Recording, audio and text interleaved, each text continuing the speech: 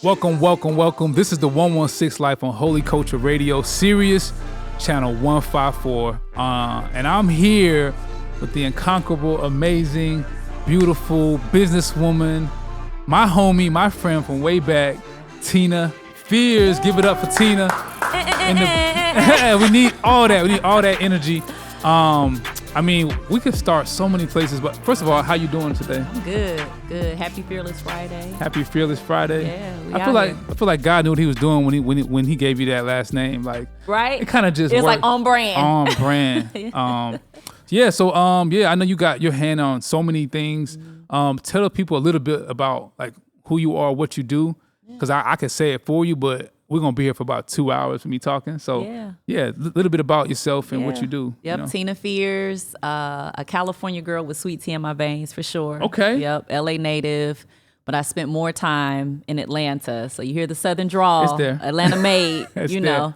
know. But a multi-hyphenate, right. A creative at heart, a businesswoman for sure. Love God, faith forward in everything that I do. Yeah. Oh, yeah. And just want to make an impact. You know, I want to use everything that God has given me through my business, Stage Ready, through my acting, through my writing, performing as an actor, to just create legacy. So, I love that. Yeah, I'm a legacy builder for sure. Yeah, Tina's definitely a legacy builder. So me and you connected. We've been knowing each other for probably, we talking 15 years? We talking about 15 years. Dang, that's a long time. So way back, I was producing full time or whatever, and I met Tina at a talent show at Georgia State Random. You wanna tell the I was like in this, doing all the creative things, and was with this group called the Soul Food Band. Right. And one of the guys in the band, I think either was like at Georgia State, attended Georgia State, right. And we performed at this talent show. Now, I had already transitioned from Clark, Atlanta, which we'll get into all of that. So the college scene wasn't my thing, but we were performing. And I think we either won the talent show or did well enough, and you or your partner, Motown, either gave me the business card or something. And then we linked up. And I, being the businesswoman that I am, followed up. Like, I think either sent y'all an email or a phone call or something. Instantly, right? That's a part of the secret sauce. And followed up, and we just kind of connected. And been rocking since. I was judging the talent show, and I remember sitting next to my business partner at the time, Motown. Shout out Motown. And we were like, "Yo, who's the lead singer? Tina, she the star." And we immediately the way you. This is kind of a good segue into what you do. The way you owned and the way you own the stage. I was like, "Oh, this person's not scared. She brings an energy and excitement and charisma." And so we ended up doing a bunch of sessions, like writing or producing. I mean, we were all just. I wouldn't say, not that we didn't know what we were doing, but we were just young, ambitious, and just being creative. And fast forward, we did a bunch of like stuff. You were like right with us to do hooks. We was doing hooks, radio stuff. Remember Coco? Oh, yeah. We did those radio drop ins and outs for Coco Brother. I remember that. That's crazy. It was dope. They had me recording in a linen closet, y'all. This is way back. Way back. So, but we produced some good stuff. This is like 2010, and then somehow we made some records. We made this random record that we had made together called Walking on Water. And we had no idea, no intention for the record, really. We were just cooking. It was like, here, T, this is what we working on today. Because we were recording regularly. Right. Yeah, like every week we was doing sessions. And it was a wonderful collaborative process. Like we were unapologetically like just bringing our art forward. Sure. Y'all were open to my ideas. Right. They would send me beats. I would like come up with melodies. And how'd you come up with that out of that? So we were just rocking and rolling, walking on water. And then somehow this is cool because we didn't have at the time I didn't have like a bunch of like placement opportunities. We had a few things. I know you had Dietrich Haddon, and it wasn't like we were making records for these specific things. And somehow I got connected to Lecrae. Shout out Lecrae.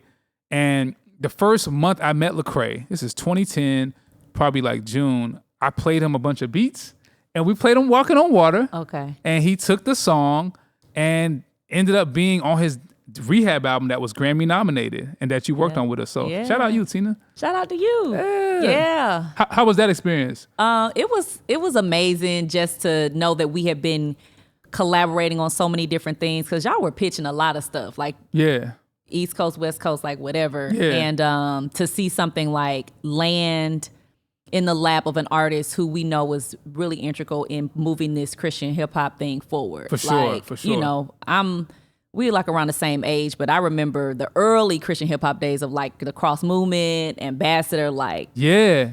But your husband's like tapped in. Here, old head. Day one. Old head, yeah, day one. So, you know, when Lecrae came on the scene, it was like a big deal. It was, yeah. Because there was a freshness that was coming to For sure. helping to expand, you know, what we know the genre to be now. So you had an intricate role in Lecrae's rehab on Walking on Water. I remember at the rehab tour, I was there, you was there. Oh my gosh, I forgot about he that. performed Walking on Water. Yes. And I remember he said, quote, shout out Tina Fears on the mic. And I think it was a moment for all of us to like kind of to play a small part in that album, which kind of not cemented, but it established Lecrae commercially. Yeah. I mean, Reach Records it wasn't what it was then what it is now. And I remember that rehab album kind of like opened some things up. And shout out you for being a part of that. So that's huge. Yeah, that was a whole little it was a moment. You talked about building legacy. I felt like God allowed us to build naturally and organically and led you to be a part of something that did build some legacy. You know what I'm saying? That's dope. So talk about backstory. I want to know, tell people like, how did you get, I mean, you are an actor, actress, singer, businesswoman. You do so many things. Where did this come from? Like, what's your backstory? Like, how did you get into it? Yeah, my backstory is I am the product of two people who went to LA with big dreams. My dad was an amazing artist. He's still on the earth with us, but an amazing songwriter, producer who just was never realized, you know, coming from Akron, went to LA like in the 70s. My mom also went to Los Angeles, but she's from Cleveland. Okay. Because my grandmother was pursuing her dreams. Now, if you were a talented person in that time, it was like a great migration. Black people were either going to LA or they were going to New York. That was it. That's know, if you wanted fame and now fortune, they're coming to Atlanta. Now they're coming to the A. But they both, you know, went there to pursue their dreams. Right. They wanted a bigger life. They wanted a better life. They knew they had talent. And my dad got really close. I've told you before, you know, he had a placement with the Jacksons on the Victory album. So we grew up seeing like the gold record up in the house. You know, that was a big moment for him. But I believe I am his legacy because he was only able to go so far. And so I took what I learned from my father's creativity. Right. And when I say the coldest singer ever in my life, like that's who vocally trained me. I will always give my dad props. And I wish that people knew there are so many people like my dad, you know, who could sing, but you know, maybe didn't have the business savvy or didn't have the opportunity to really go to that. He demoed for a lot of people, but he never got his own deal to really shine. Flip side, my mom was always the businesswoman. So my dad would, you know, get the jobs, do the jobs. My mom would work the deals on the back end. Really? So that's why I kind of say I'm like the show and the business. I got my dad's creativity, but my mom's business savvy. That's amazing. So music changed in the 90s, you know, come through the 80s, 90s. And that was a hard time because what people were accustomed to hearing with like the Whispers and the Commodores and that whole sound shifted when hip hop came about, especially on the West Coast. Oh yeah, y'all was in LA at that time. Yeah, we was in LA. Yeah, like I grew up in Northridge in the Valley. Okay, but you know we were North Hollywood. Like that's the whole studio district. That's the whole studio district. Capitol Records, like all of that. So when it shifted, that was a hard time for my dad as an artist because he was kind of banking on that one thing, you know. And so as a young person, I observed what that did to our family, the discouragement that my dad experienced as an artist, and I just made up my mind, like, bro, I'm going the opposite direction. Even though I could sing. Yeah. What was the opposite direction for you? To go to school to be a teacher. Really? You was going to be a teacher? Yep. When I was at Clark. You was running away from music. I was running, bro. Like running. God had other plans, y'all. He had other plans. And so, and that's why just that fearlessness, you know, we'll get to that. I didn't realize it then, but the trauma kind of had me shell-shocked. Really? I'm like, I need to do something where I know I can pay the bills, where I know I can pay my mortgage, where I can, you know. Yeah. But God had something greater in store for me. And I, you know, went through college, went through high school, and got to Clark Atlanta and ran out of money. That's real life, y'all. That's real life. I think people don't like, you're talking about, you know, I'm hearing you say like, your dad was obviously in it, not pursuing it. He was in it. Oh, he was in it. And you know, to stay in it is tough. And you kind of like decided to kind of go a different direction. But you know, what did it look like for you to kind of be pulled back into music? And like, what was the moment you knew, I think I need to like engage entertainment, media, music? Yeah, like, because everything that I had curated for my life, the bottom just fell out of it. Like, let's back up a little bit. So when I was in high school, I had the opportunity to go to a performing arts high school. So at the time, it was Avondale Group in DeKalb. For people who are familiar, that's like right? Right. So now it's the DeKalb School of the Arts, but it was Avondale. Okay. And I didn't want to leave. This is, again, me fighting with it. Fighting. I auditioned. I got accepted. Now, you know, I probably would have gone to Howard. If I went through the performing arts program, I would have gone to Howard. That's more along the track if you're pursuing the arts. And I freaked out. I got in, didn't take the opportunity, finished high school at Lasanna, cheered and all that kind of stuff, but nothing was arts focused. So then I got into Clark, cheered at Clark Atlanta. I know that. I didn't sing in the Philharmonic. I didn't do anything music-wise while I was at Clark. The bottom fell out. And we were always a God-fearing, faith-forward family. And it was just a moment where it was like, God, I need you. Right. Like, everything that I've done is not working out. Right. My knee got messed up cheering. That's gone. You running out of tuition money. That's gone. Wow. You know what I'm saying? I didn't know that. Yeah. Like, everything just kind of. Tina didn't have a silver spoon. Nah. This is like, I mean, I'm looking at you now, and I'm like, yo, you think, you know, but you. Oh, it was in the trenches. We was in the trenches. But God had always stayed at the center of everything that I was doing, because I knew that I couldn't bank on anything else. I couldn't bank on, money my parents saved for school, or I couldn't bank on, I got this wild card, I can play this scholarship. It was really me and the Lord, So the bottom fell out of all of that. And that moment that you just asked about was, okay, Tina, you got to use what I've given you. Nothing that you're doing is working. Right. Your plan is trash, sis. Number one. Your plan is trash. Your plan is trash. That's a t-shirt or something. Yeah. And so it was like, okay, well, what do you have? What's in your bag? Right. Okay, I can sing, I can dance, I can act. Yeah. I'm extremely organized. This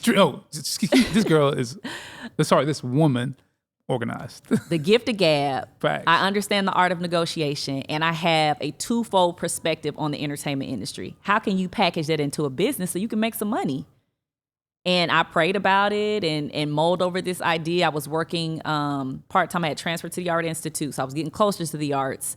So I was like doing classes at the Art Institute, and it was like, you need to create this entertainment hub called Stage Ready, where you get artists ready for the stage, where you do artist development, where you choreograph for their tours, where you find them background singers, where you do casting. Because at the time, nothing like that was really going on. And Reach hadn't even arrived at that time. We're talking about 2005, 6, 7, right along that time. Like, that's probably around the time y'all graduated from Georgia State, right? Yeah, around it, yeah. Yeah, so that was kind of my $100 in a dream. Like, take $100, start the LLC. Whoa. So you can get a bank Got account. That EIN. You know what I'm saying? Gotta be on paper. Gotta be on paper. Gotta be legit. Don't be hustling. Get that legit business. Get that legit business. So yeah, that was that moment. And you, I mean, you went on to do so much. I mean, you were doing choreography for like major art. I think you did some work with Usher. Yeah. We worked with Usher's Foundation, and it was just betting on myself. Like, Ace, I was literally like, had 2 laptops on my desk. I was working for this company, professional cheer company. I remember, those tools. Yep, working at FCC. This is kind of like around the time that we were starting to connect. And then I would have my little stage ready, like $199 computer. Yeah. And I would be emailing. Back and forth, connecting, like taking my vacation days and like not going on vacation and like flying to LA with Smokey Norfolk, or like flying with Dietrich, because I was just betting on myself. I knew God had called me to greater. Right. And I felt like the situation I was in at the time was just a means to an end. Right. It wasn't my story. Sure. Yeah. I'm sure you have situations where you do what you need to do to get you through. But when you have vision for yourself. Yeah. I think that's so dope, because a lot of times, especially like aspiring creatives, especially people in the faith trying to be creative, they kind of like want it to happen when you kind of have to embrace the situation. And you may have to work 2 jobs. You may have to work your real job and your dream job at the same time. And you got to be faithful to both. You can't be slacking on the real job either. Got to be a good steward, because the rent still due. The rent still due, y'all. And I think people don't understand like that kind of sacrifice that it takes to scale to be where you are right now, I think is amazing. So we could definitely get back into this more in the next segment, man. I'm having a great time talking with you. This is good. This is the 116 Life on Holy Culture Radio, Sirius Channel 154. I'm your host, Ace Harris, here with Tina Fears. Stay tuned for more, y'all. We'll be right back. Welcome back, y'all. This is the 116 Life on Holy Culture Radio, Sirius Channel 154. I'm your host, Ace Harris, here with Tina Fears. Tina Fears, who's really fearless out here. We're kind of just catching up on how she, persevered through so many, obstacles to kind of pave the way to be an established businesswoman. And just, I mean, I'm learning more about you now that I didn't even know, which is, it just kind of like cements why it's so important for you to be here, just to kind of share your story with people who are sitting on their couches somewhere or tuning in live on Sirius, just trying to figure out where is God leading me. And I think it's good to hear these stories. So fast forward, stage ready, you working, you got 2 laptops. Right. How did you get some business going? You know what I'm saying? Yeah. How did you get like amazing clientele to even, you know what I'm saying? Like tell me what that looks like. People hear I hear you, but how did you get those deposits, sis? Right. You know what I'm saying? Coins. How you get them coins? It really was in the early days. I mean, there was something called Craigslist. I mean, people don't know about that, but if you knew, it was just like I had to use what I had, because remember, I only had $100 per se to start the business. Right. And so anything I could do that was free advertisement, Sure. back in the MySpace days, like I'm not trying to date myself, but I'm gonna keep it real. Yeah. Like my light was always on, and at that time it was a little easier to kind of get access to people. So if it was someone that I thought, and this was before branding even was language that I understood, but I was like, okay, that's on brand for me, because this person is more of a contemporary artist. Sure. Their music could use some dance and it could use some movement, or I know they're getting ready to go on tour. Gotcha. I like how they're styling her. We might be a good fit. I was intentional about who I was pitching myself to. Sure. Talk to us about who you were pitching yourself to. Yeah, I was pitching myself. Of course, Dietrich. I worked with Dietrich for a long time. I pitched myself to like Usher's New Look Foundation. At the time, he was really leaning into his philanthropic work. And so I knew that I had something I could bring. He's working with a lot of young people. Right. So I was over their dance program and their dance department, did a lot of service work with them. Ended up working with Smokey Norfolk. He did that's like one of my favorite Legendary. Legendary. Come on. Yes, Yeah. Pastor Norfolk, and still connected to a lot of these people. So just really saying like, hey, this is what I do. Ace, I had little flyers printed. Really? I was like emailing and mailing. Emailing wasn't really even how we were communicating at the time. I was like getting a stamp, researching where their studio was. Like if we went back in time, like Reach Records would get some mail from Stage Ready. I love it. I mean, I was using what I learned in the corporate space, and just applying it in the entertainment. I was just shooting my shot, really. But you were being professional with it, like I was trying to be, and they bit. And then once you start working with people, you turn on Celebration of Gospel and see someone who's known as a crooner sitting at the piano doing a full-on live production with dancers and tumbling and all of this.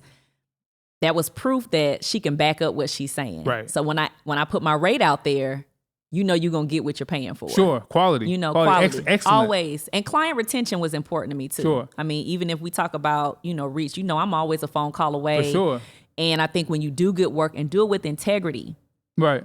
Like, even if it's like, T, now that singer ain't really hit, then it's like my responsibility to find you somebody else. Right. And make sure the next time that person doesn't come back, because it is business. It's definitely business. And so you went on to do amazing things with Stage Ready, but you didn't stop there. Like you said the word multi-hyphenate. Sorry, I'm fumbling it, but like you got your hands in so many things. Like you went on to found like the Fearless movement, and like talk about that and some of the other things that you put your hands to. Yeah. Well, we opened the show up kind of really giving a little bit of my testimony. And so the Fearless movement is my way of serving specifically young women who are like I was. I want to be to them who I needed. Right. And so through the Fearless movement, we're servicing young women with scholarship opportunities.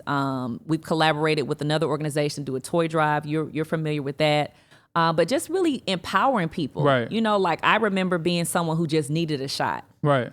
And so it kind of works twofold with my business, because even with Stage Ready, we have a training funnel through the company where when people work with me, interns are paid interns, so that when you leave, you now have this skill set that you can go and take and go get your next job. And a lot of people who intern with me now have their own businesses.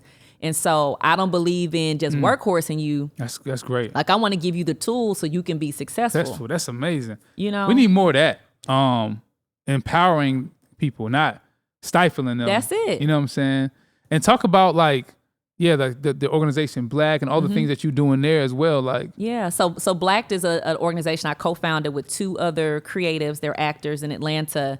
And here in Atlanta, it's a right to work state in the state of Georgia. There isn't always advocacy on behalf of artists. When you're in Los Angeles or in New York, there are a lot of unions that are in place, and you can be a part of a union here, but there wasn't really a hub specifically for Black performers prior to like 2019. And we all know what happened in 2020. Yeah, it was wild. It was wild out here. Yeah, it was wild. So what we did was we decided to, kind of put the community on our backs and be that mouthpiece when people needed someone to speak up for them in the workplace, or when casting was not accurate, or when pay wasn't right. And it kind of started out as, we were in the trenches, like butting heads, fighting for people, but it's really evolved into something that's more of a community. Right. And we know for our people, what community looks like is needed, especially in places where you're the minority. Yeah. It's good to have that, because even in spaces that I'm in, I it's not easy, but you want to like, I think like even from a faith standpoint, God always cares about the least of these, the person who don't have that silver spoon, right? Who don't have that tuition money from dad, right? Who don't have that person in the room that can say, "Oh, I'm going to give this person a shot." And I obviously, shout out to you. You are the one that's like has broken through, because you're just a you persevere. You're just a fearless person, no pun, but, not everybody's like that. Right. And I think there's some people who are less fortunate, are very talented. They have it, but they just don't have that person just kind of help pull them along, right. nudge them forward. And I feel like I've definitely tried to be that for some people. Like, this person, they just need a little bit of push. That's right. And you see the potential in people, right? You find the potential, and then, I've seen you connect people where it's like, hey, they got the potential, they got the goods, but they may need accountability, or they may need someone to say like, let me show you what your situation can look like if you choose this path, For sure. And so you obviously are doing so many great things, helping people, empowering people, but I felt like you kind of hit a wave in your career and your business when I started seeing Tina on TV, y'all, everywhere, screens. Like, how did you like be so flexible to like talk about how you got into acting, how that was like another like part of your like your offerings as an artist? Like, how did you want to get into that? Or did you walk into it? Was it intentional? Like, how did you get to where you was like getting cast in roles after you've done so much other things? You know what I'm saying? Like, I felt that tug on my heart that, I really just couldn't turn my back on that little girl in California who came up in the studios and singing and all of that. And I realized that I had kind of found my groove with the business, but I still desired more. Like what? Because most people would say, Tina, you're killing it behind the scenes. You're platforming people on stage, but was there a moment where you're like, you know what? I think I could be on that stage too. Like what talk about There was always that. Okay. It was always, and I think that's what made me good at my job. Gotcha. Right? Because even now, like, when I would do sessions and stuff, a lot of times I would be in the sessions kind of co-vocal producing or singing the parts or whatever. Right. So I think that was kind of my wild card. Sure. It helped me be great in the stage-ready spaces because I was never asking somebody to do something that I couldn't do. Okay. And I think that makes a difference. Right. Versus just sitting back and kind of directing. When you've been there, you've been in those shoes, you kind of add a little flavor. You bring something different to the table. So I always felt like I could do those things. But really around the time that my son was probably about 4, I was like, okay, we've done this mommy thing, which is my favorite role of all roles in the world, of course. But I felt like I had a little more to give. And it might have been a little kind of, I don't want to say midlife crisis, but it was kind of like, man. I felt like you had a little chip on your shoulder. Like something. I had something to prove. You had something to prove. Call me out, Ace. Hey, I felt, because honestly, I saw you like, I know, you going did. up. I was like, Tina out here, don't sleep on the kid. Watch out. Watch me work. But I think what's dope is, hold on. Because you're right, actually. You're right. And there's nothing wrong with that. There's nothing wrong with it. We're going to keep it real on this thing. Look. Media, culture, especially with women, especially with Black women. Yes. We at times, culture, and maybe our, the patriarchal blind spots of me, we try to like put working mothers in this little box. Yep. You stay right here. You had your baby. You got your business. Stay right there. Yep. Or you're not 25 anymore. You stay right there. Yep. But look at Superwoman. Yeah. I mean, you saying it like that, that's the first time I can really say like, yeah, I did have a chip on my shoulder and I had something to prove. And that's just that dog and that fight. Yeah, but it was I think there. maybe the prove is not necessarily, I don't want to speak for you, but I think for me, proving something is not necessarily externally. Like I'm here to like, people in church, I'm here to pray on your haters, show them. It's like, that energy can lead you to like a toxic place of vengefulness, where it's like, nah, I'm proving to myself and I'm proving to my calling and my purpose that God has more in me that I'm limiting because of these internal limitations that I put on myself. When it's like, nah, you can be an accomplished businesswoman, a devoted spouse and wife, an engaged mother, and be an actress that pursues that at a later time in career and still kill it. Yeah. I mean, talk about that. Yeah, it was definitely like shooting my shot again, betting on myself. I've always, and I know it's kind of cliche, but like always saw myself as my greatest competition, like always. Right. It was like even when I ran track in high school, like when I was performing, cheerleader, whatever, it was like, you can do better. Try one more time. Okay. Go harder. Right. So I do think I was at a point in my life when I was like, let's just see what happens. Yeah. I think that's beautiful though. Like let's just see. What's the worst that can happen? A no, and you, back at square one. So talk about. I mean, I know I know a little bit. Can you just list off some of the things that you and don't be humble or bashful. Can you just keep it 100? Some of the things that you've been featured on, the things you've acted on, and just some of your appearances in the acting space. Yeah, so I started doing theater, musical theater here in Atlanta. So In the Heights, which we know they kind of like made into a movie and was really popular on Broadway. I did that. Dreamgirls, which is a classic. I think y'all came to see. I was there. Came to see Dreamgirls. Yeah, that was a fun show. Most recently, The Wiz. The 20th anniversary of The Wiz is going to Broadway now. So I was recently in that production in 2 roles. Eveline and Ada Pearl. You played 2 roles on that thing? It was wild, bro. And you was out there, your wardrobe game was probably crazy. Yeah, it was a huge challenge. And then commercial wise, I've been really blessed to have commercials with Ford and Walmart and the Home Depot. I do a lot of voiceover work too, so I was able to voice that. Voice. Animation, some cool stuff. And then Genius Aretha, which was a really big project with Cynthia Erivo and Courtney B. Vance.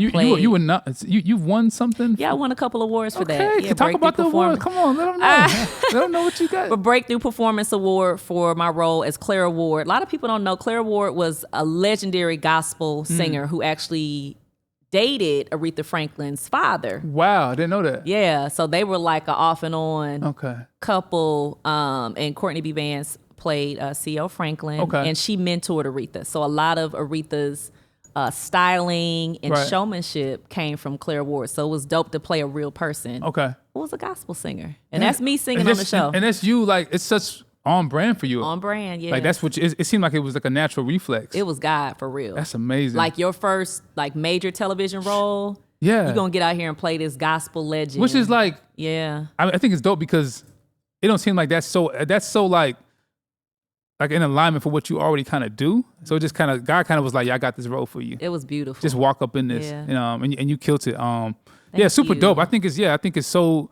amazing that you had the courage to pursue something at a time when most people would have said, just stick with what you got, stick in the safe zone. And I think that's what's dope about being fearless is like, being fearless ain't necessarily being without fear. It's like pushing through. That's right. And embracing that fear, but not letting that fear kind of hold you down. That's exactly what it is. You know what I'm saying? Yeah, just say more. Yeah, I mean, I've been on panels with people, and I would talk about like this fearless mindset and how it's such a life mantra for me. And I would have someone that would say, well, I don't think it's real to say that you're not scared. And I'm like, I'm not saying you're not scared. I'm not saying that fear doesn't exist. What I'm saying is like, let's identify what that is and make sure we can equip ourselves to navigate through those phases of fear. Yeah. And you're being fearless in the pursuit of what's setting your soul on fire. That's the other part. That's amazing. I know I want to get to that finish line. Yeah. I've got to figure out how I'm going to navigate the doubt, navigate the naysayers, navigate the insecurity to get to the other side, because I'm trying to get to that greater purpose, that greater goal. For sure. You know? And I think fearless, I mean, I just want to spin it like, I mean, not to be like cliche, but it's not without fear, literally, I kind of process like you fear less. Like That's it's right. less fear. That's right. You know what I'm saying? Like the fear is there, but many times, especially with an age like mental health and anxiety, which is, I'm not trying to downplay anybody's real struggles. The struggles are here, but the world that we're in wasn't made to be without fear and struggle. So either you're gonna embrace and push through, or you're gonna like collapse and be fearful. Right. And I feel like the what's on the other side of that is just like engaging, embracing. And what's the worst that's gonna happen for you trying your best? What's the worst? That's the worst. No, rejection, fall, get back up. Like we can't be afraid to fail, man. You can't be afraid to fail. You got to be able to. I'm gonna risk this, and you know what? And when your identity is really secured in who you are and who God made you, you can't let nobody else tell you what failure looks like anyway. That's so right. we can say some more of that for the next episode. We about to go to church on y'all real quick. So this is the 116 Life on Holy Culture Radio, Sirius Channel 154. I am your host Ace Harris here with the incomparable, fearless Tina Fears. Let's get it. Stay tuned, y'all. Welcome back. We having a good time over here talking. This is the 116 Life on Holy Culture Radio, Sirius Channel 154. Hanging and talking with my sister, Tina Fears, y'all. Yeah. We just, and I think kind of keep the conversation going. We were just talking about like, to do what we do optically great. One of my favorite verses is like, man looks at the outside appearance, God looks at the heart. So my takeaway is like, okay, yeah, God looks at the heart, but hey, you gotta dress up for that interview.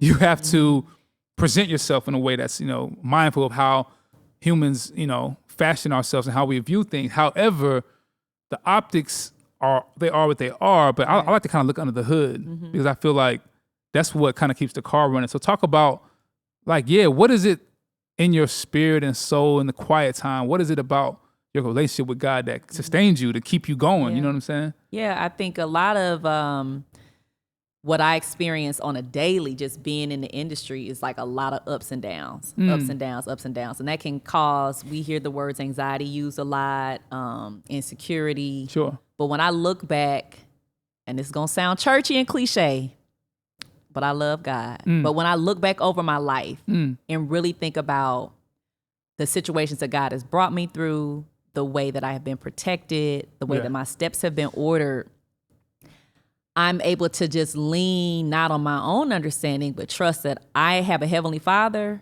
who is like strategically maneuvering and planning and orchestrating my life. Right. And so for me, that is the constant. Like I'm a very faith-forward woman. Yeah. My relationship with God is at the forefront of everything I do. Business deals, auditions. Like I've been dropped from agents because I've declined auditions before. Really? I was okay with that. How did you arrive? Like, were those tough decisions? Like how did you? In the earlier years, yes. Sure. I'm arriving in a place of season. Hey, come on, Harvest. All right, That's come good. on.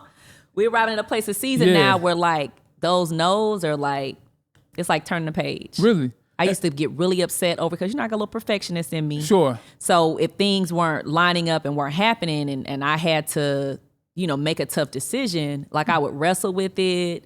It'd be very clear what I needed to do. But me trying to, I would wrestle with it. But it was like, this is not on brand for me. And by on brand meaning, is my family gonna be cool with this? Is my son gonna be all right with this? I'm in a place now where like my son's friends like follow me on social media. Wow. So all of that plays into who I am and how I move through this world. That's like, good. Like those are the things that people probably don't see that you have to like filter, like, and talk about like even like those ups and downs. What are some of those other ups and downs, like in the music, in the media, not just music because you multi-hyphenate, but like the music, the media, the arts, like what do those downs look like? Yeah, those downs look like not getting a job. Period. Like the phone just like, and not even that. Like let's not go to like the hard radio site. Let's go to auditioning constantly. Okay. For TV shows, like auditioning, having relationships with casting directors, being proven, doing a big show and thinking like, okay, I did this, so the next thing should come. And then there's a waiting period, How does that? How do you handle that? That seems stressful. It is stressful. I mean, this whole, we've talked about it, this entire industry, music, arts, whatever, life. Right. Let's just make it life. It's going to be ups and downs. There's going to be rejection, but you got to know who you are. That's facts. You got to know who you are, and you have to know that when you desire not your own will, but God's will for your life, it's like, it's hard. By no means do I have all the answers, people. I don't. For sure. None of us do. But I can accept if that door didn't open, like that's not where he wanted me. That's good. That's not where he wanted me. So you just go to the next door. You got to just go to the next door. But that's also where that multi-hyphenate thing comes in too, though, Yeah. Ace. Right? I think that's a word for people to hear. Like, yeah, man, we can't just put all our eggs in one basket. And most people have more than one thing that they're good at. that's true. That's how that's how I've been able to exist. You know, we always call each other hybrids. Like you producing, but you closing deals, you this is that and the other. And so when you have more that you can offer, you just have to be savvy enough to figure out how can I use those tools to be a means of making money and be lucrative and fulfill the things I'm passionate about. You know? So like, all right, y'all ain't called on audition tip, but I got Post-it notes on the wall for artists that I'm sending background vocalists to or connecting for tours or whatever. Yeah. So, you know, God has sustained me in that way. That's super dope. I mean, like how can you, like, speaking to like the person that's aspiring to be creative, let's speak to like the hybrid person. How do they like be hybrid but still be good at both? Because I feel like sometimes the temptation is to be, you got your hands on multiple things and multiple things is lacking. Right. I feel like that's what I see a lot. Like, how do you manage to do things all with like excellence and still have a lot going on? You know what I'm saying? Because we'll do a whole lot and be doing a whole lot of nothing. Huh? For real. I be seeing people like that too. Because like on the other side of it, you're multi-hyphenate, you're doing a lot of different things, but it's all done with excellence. Whereas, you know, the kind of like freelance creative, they're like, yo, I do this, I do that, and I do that. And sometimes for me, especially as an exec, sometimes it can just feel like, well, you're just trying to get on. You see. You're not just hungry, you feel thirsty. Yeah, the work is coming in under is what it is. Right, the work is not where it needs to be. It's coming in under. So I think for me, it was kind of like a trial and error a little bit. Yeah. You know, and you figure out like the things that you're good at, but also what you're passionate about. Like That's just good. Because I can do graphic design doesn't mean I'm great at graphic design. And if it's not something I'm excited about doing and I'm doing it well, just because I can do it doesn't mean that's what I should be doing. So play to your strengths. Play to your strengths. Right. So you lean into those things that there should be a through line, I believe, too, because I think the blessing that I've noticed in what I do is one thing kind of connects to the other. Right. But if I was like, okay, yeah, I sing, act, dance, and producing, and I also braid hair, and I got my own hairline, and then like we launching a makeup thing too. Like, yeah, kind of, but that's a little far fetched. It's like, you know, I respect people who are in those spaces and do those things really well. So I think to go back to your question, it's like find those things that connect. Things that connect. You know? Oh, right. So that way, as business comes, hey, I can do this for you. Yeah. And by the way, you need help with that too. That's a service suite. Come on, branding, marketing. Create that service suite. Service suite, for sure. Yeah, create that service suite so then it makes sense. And it's like there's some consistency in the way that you're producing these things. That's amazing. So talk about, I want you to name like one really high point in your career, specifically like in business, whether that's the acting, the choreography, the stage ready. Tell me like one of your highest highs. Yeah. I'm like, when you was like, woo, this is what we cooking over here. I'm going to ask the alternative in a little bit too. Yeah. So go ahead. I think for the business, it was definitely being recognized by Black Enterprise. That's a like moment. That's like a magazine that I would see in my home as a little girl. Wow. It was like at Black Enterprise, Essence, Ebony Jet. Like that's what we saw coming up. And it's so amazing because that is kind of on brand for Tina. So for Stage Ready to be recognized, I did a program at Cornell University and we were featured by Bank of America through the pandemic. Right. I remember. In a pivot. And so to just be recognized by Black Enterprise, like that was huge for me because I'm somebody who $100 in a dream. Right. That was literally college, you. Yeah. Like ran out of money during college, bootstrapped the business. And then to be recognized by people that an organization, a platform that I admired, that was a big moment for me. That's amazing. And that was like recent too, which is kind of dope.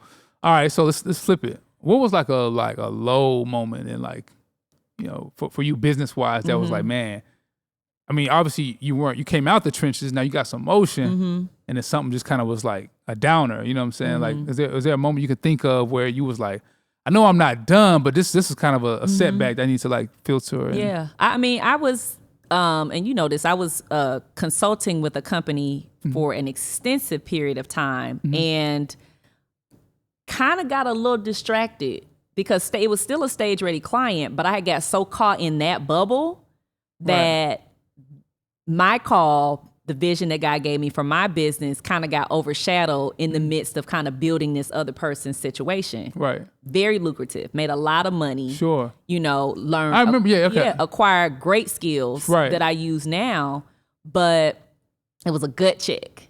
Really? Because it was like, are you selling out in this situation? Are you compromising your ethics for these coins?